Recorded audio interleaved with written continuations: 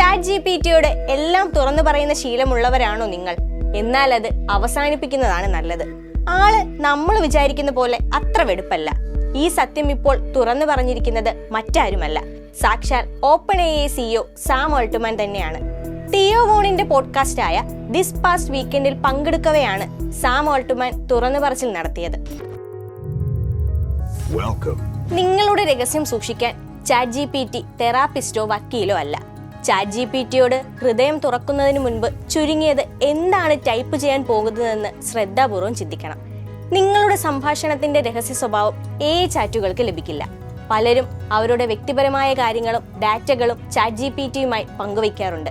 എന്നാൽ നിങ്ങളുടെ വിവരങ്ങൾ സൂക്ഷിക്കാനുള്ള മാർഗങ്ങൾ ഇതുവരെ AIയിൽ കൊണ്ടുവന്നിട്ടില്ല.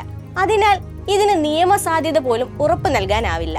ഏതെങ്കിലും കേസിന്റെ ഭാഗമായി നിങ്ങളുടെ സ്വകാര്യ വിവരങ്ങൾ കോടതിയിൽ ഹാജരാക്കേണ്ടി വന്നാൽ അത് നൽകാനും ഞങ്ങൾ ബാധ്യസ്ഥരാണ്.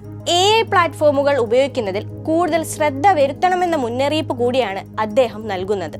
ഇന്ന് പലരും അവരുടെ സുഹൃത്തായും വഴികാട്ടിയായും ഒക്കെ കാണുന്നത് ChatGPTയാണ്. എന്നാൽ ആ കൂട്ട് എത്രത്തോളം സുരക്ഷിതമാണെന്ന് ചിന്തിക്കേണ്ടിയിരിക്കുന്നു. ഉപയോക്താക്കളുടെ സുരക്ഷ ഉറപ്പാക്കുന്നതിനായുള്ള നടപടികൾ നടക്കുന്നതായും സാം ആൾട്ട്മാൻ പറഞ്ഞു.